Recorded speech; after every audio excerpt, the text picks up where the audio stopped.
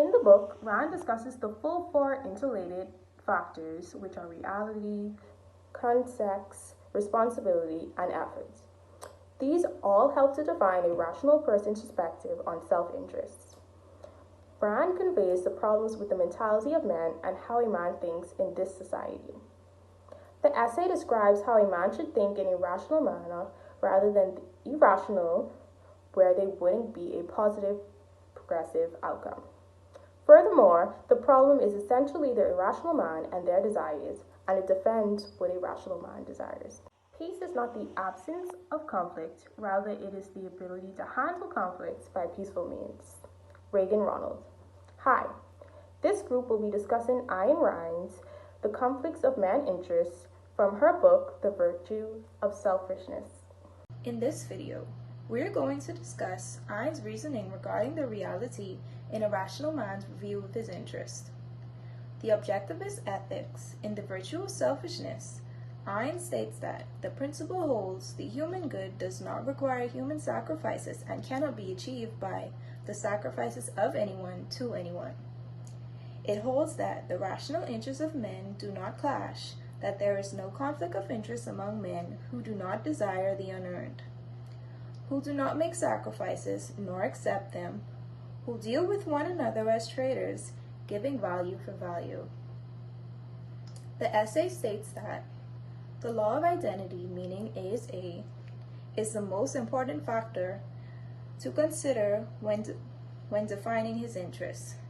He is aware that the contradictory is impossible, that it is impossible to achieve, but contradictory in reality, and that any endeavor to do so would result in tragedy and ruin.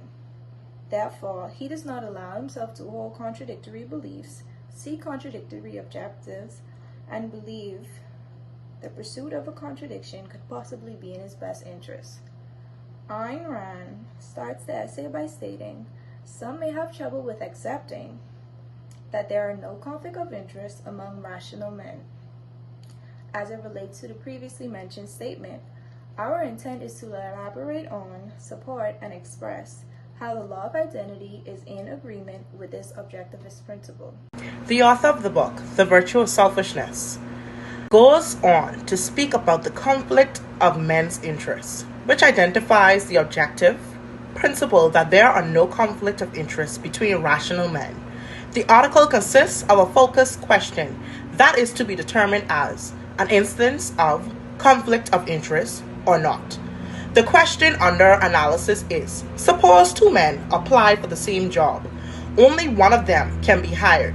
Isn't this an instance of conflict of an interest? And isn't the benefit of one man achieved at the price of sacrifice of the other? She supports the theory by invoking in reality, context, responsibility, and effort. Reality is defined as the issue of a man's value, his desires, his goals, and their actual achievement. A man's desires are not categorized as proper tools of his understanding. Rather, they are regarded as an invalid criterion of a man's interests. Desire is fleeting when choosing his goals. A rational man's decisions are made with reasons.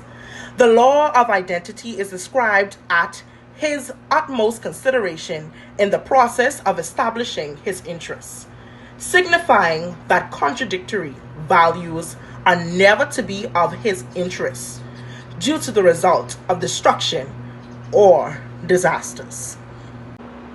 Secondly, a rational man avoids judging his interests out of context. A chief psychological tool of evasion is context dropping. The two major ways of context dropping includes the issues of range and means. He sets his goal with his entire lifetime in mind, implying that his decisions are not made on a whim.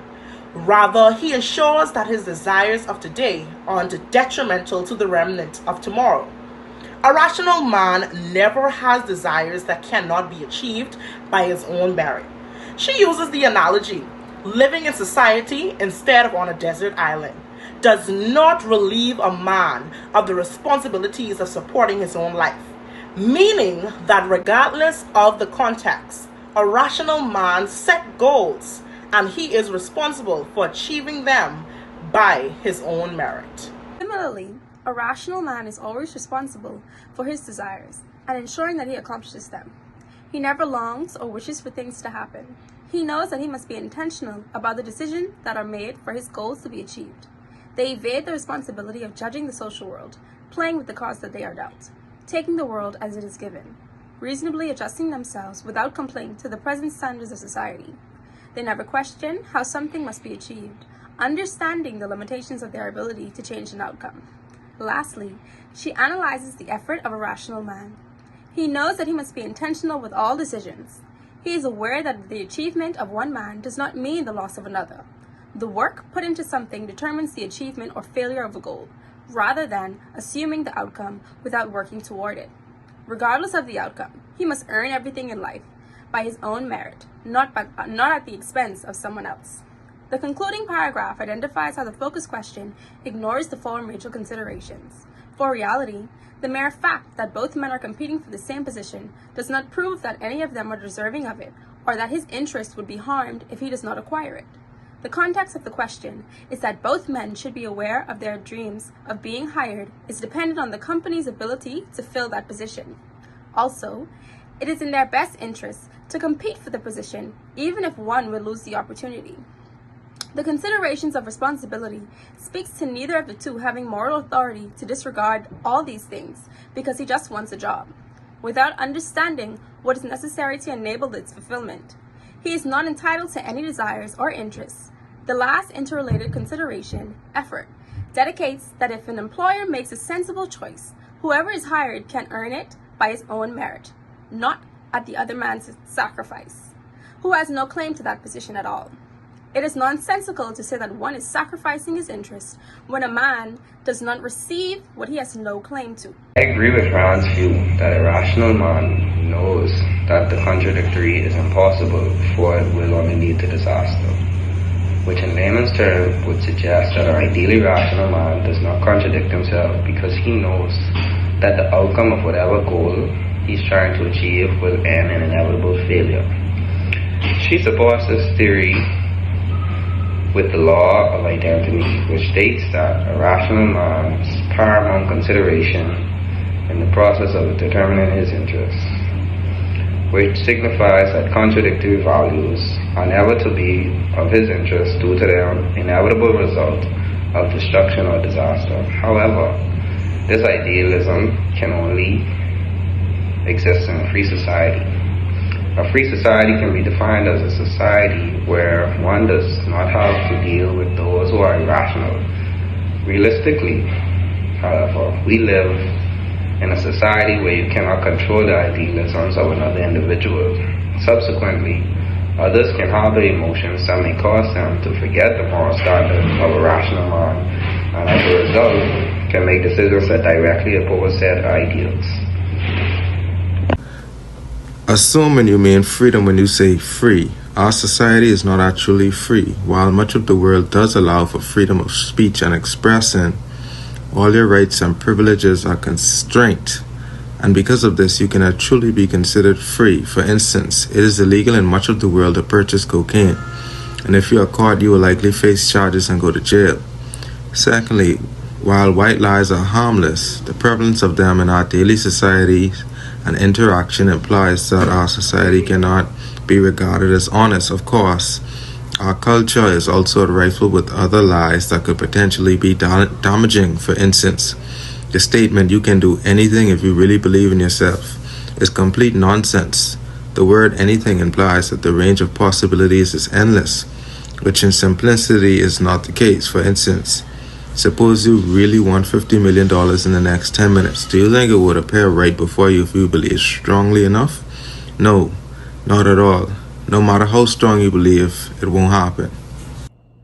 To conclude, Ron highlights the objectivist notion that the conflicts between rational and irrational people do not exist. Ron provides 4 factors: reality, context, responsibility, and effort that go into a rational man's judgment of his interest to clarify this concept. She makes it clear that these variables only factor into interactions between logical persons who live in a free society. Individuals have the choice to only interact with logical people and to avoid irrational people in a free society, she argues. It is, however, impossible to pursue any rational objectives in a non-free society. Rand contends that a male's interests are dependent upon the objectives he selects to work toward. Nevertheless, if he is a rational thinker, these objectives must be feasible to accomplish. With this being said, that brings us to the end of our video presentation. We hope that you enjoyed it and learned something from it. Thank you.